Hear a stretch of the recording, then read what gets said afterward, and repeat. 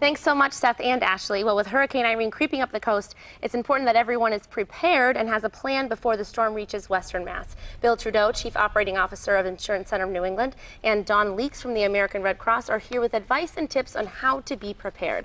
Such an important thing. Thank you so much for being here this morning to share this information. So, Bill, we've had a tornado, an earthquake, now a hurricane's coming our way. Is there anything people should think about insurance-wise that they never had to think about before? Well, I think it's going to give people reason to think more about insurance than they may have in the past. Maybe after the tornado they gave it some thought, and for the most part everyone went through that, and if they had insurance in place, then they generally did okay. Tornadoes and the wind issue is covered by the policy. But these recent issues bring up some other topics that are not necessarily covered by their insurance. The earthquake we had the other day, a rare event around here, is something that's excluded and not standard. It's not covered in the standard homeowners policy. So it's an option, and it's something that they might give new consideration to since they felt it. And then as we shift to this hurricane, hurricanes are more than just a wind event like a tornado. Hurricanes are a combination of things where you have the wind and you have extensive rain. And once you have the extensive rain, you have the risk of flooding. And you can see there's a flood alert that's in place currently.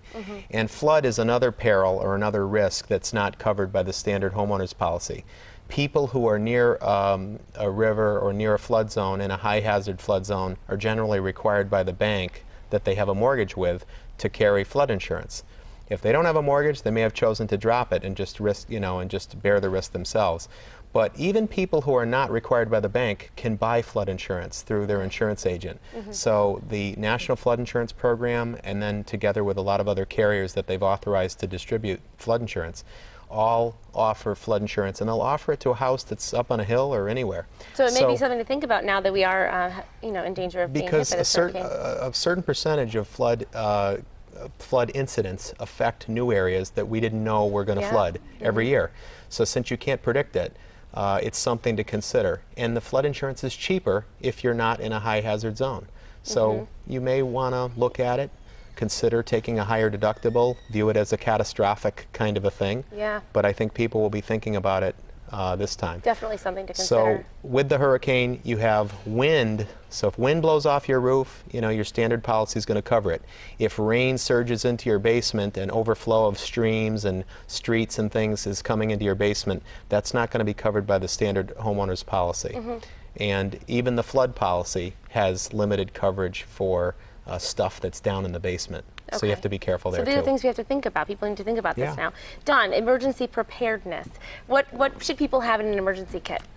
Well, we really do hope that everyone is working right now to build their emergency kits, especially after what we saw with the tornadoes. People should have, well, you want to have your basic necessities. So you want to have food, non-perishable items that you can just ready-to-eat items, power bars, tuna fish, peanut butter. You want to have water, and we recommend that you have enough water, 1 gallon of water per person in the household for at least 3 days. We're talking about at least having a 3-day supply in case there's a power outage. Right. You definitely want to have flashlights, no candles, because we don't want to have another disaster on top of the storm.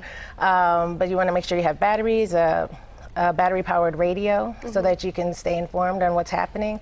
And then you want to put in your essential, your medications and your paperwork, important paperwork that you need, as well as some cash. You want to have cash on hand in case the ATMs are down. All important things, yes. And we'll have that list on our website too, so people can refer to it. And also around the house, now that we're thinking of a hurricane, strong winds, what do people need to think about? Well, people really need to think about things that are outside that aren't tied down, that can cause damage to their homes and that can be destroyed. So your patio furniture, bikes and toys that you have outside from the children. If you have a propane tank outside, you want to put it in a detached garage or a shed. You want to definitely disconnect it from the grill and bring the grills inside.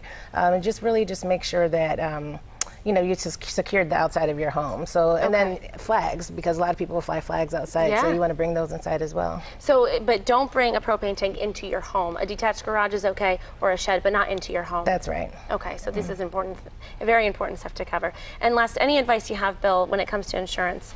for people? Well, right now it's kind of too late to some extent, because one thing we're seeing is the companies generally won't bind new coverage or let you increase coverage during the storm period. So we're seeing those directives come out from all the insurance carriers now.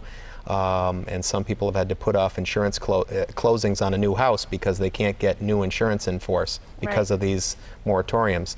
But I think that it's maybe good time to reassess. Okay, I don't carry that coverage, but how much does it cost? If it costs, $50, well, then they may think, well, I can afford that. And so it's time to reassess, what can I afford, and how do I want to organize my insurance, and think about things like earthquake and flood. And maybe think about them differently. Definitely something to think about. Sure. John and Bill, thanks so much for coming on today. We appreciate your time. You're welcome. And be sure to stay with 22 News throughout the day and the weekend to get the latest updates on Hurricane Irene. And remember, you can always go to WWLP.com. There's a 22 News Storm Team banner on the homepage that will bring you complete weather coverage, keeping you informed every step of the way.